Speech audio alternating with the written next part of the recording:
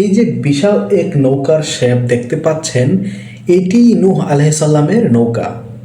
এই নৌকাতেই উঠেছিলেন নূহ আলাইহিস সালাম। মানবকুল, প্রাণীকুল, পাখিকুল সহ অজস্র প্রাণী আমরা এই সময়ে এসেও সেই নৌকার ছাপ কিংবা আকৃতি দেখতে পাচ্ছি। ছোটবেলা থেকেই আমরা শুনে এসেছি নূহ আলাইহিস সালাম এর নৌকার ঘটনা, মহাপ্লাবন এর কথা। এই নৌকায় এক সময় বিশ্বাসীদের বাঁচিয়েছিলেন নূহ আলাইহিস সালাম আল্লাহর হুকুমে। মুসলিমদের ধর্মীয় গ্রন্থ কোরআন ও খ্রিস্টানদের ধর্মীয় গ্রন্থ বাইবেলে নূহ আলাইহিস সালামের নৌকা ও মহাপ্লাবনের একই ধরনের বর্ণনা পাওয়া যায়। হযরত আদম আলাইহিস সালাম এর মৃত্যুর অনেক বছর পর পৃথিবীর মানুষ যখন সৃষ্টিকর্তাকে ভুলে গিয়ে খারাপ কাজে লিপ্ত হয়েছিল, তখন তাদেরকে সঠিক পথে ফেরানোর জন্য সৃষ্টিকর্তা নূহ আলাইহিস সালামকে পাঠিয়েছিলেন। কিন্তু নূহ আলাইহিস সালামের অধিকাংশ উম্মতরা তার দেখানো পথে চলতো না।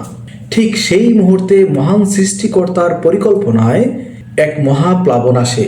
সেই মহাপ্লাবনের মাধ্যমেই অবিশ্বাসীদেরকে আল্লাহ তাআলা ধ্বংস করে দেন, যার কারণে আল্লাহ নূহ আলাইহিস সালামকে নৌকা বানাতে বলেন। বর্ণনা অনুযায়ী নৌকাটি লম্বায় ছিল প্রায় 500 ফুট। কাঠ দিয়ে তৈরি নৌকাটির 3টি আলাদা তলা ছিল ও একটি দরজা ছিল।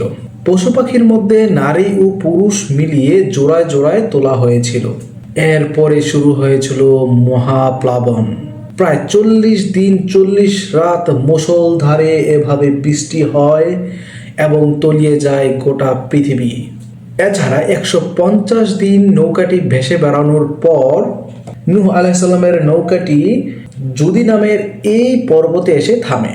অনেক ইসলামী পণ্ডিত মনে করেন জুদি পর্বতটি তুরস্কের আরারাত পর্বতের একটি অংশ। ধর্মীয় এই কাহিনী কে না শুনেছেন। ভিডিওটি কেমন হলো কমেন্টে বলে যাবেন।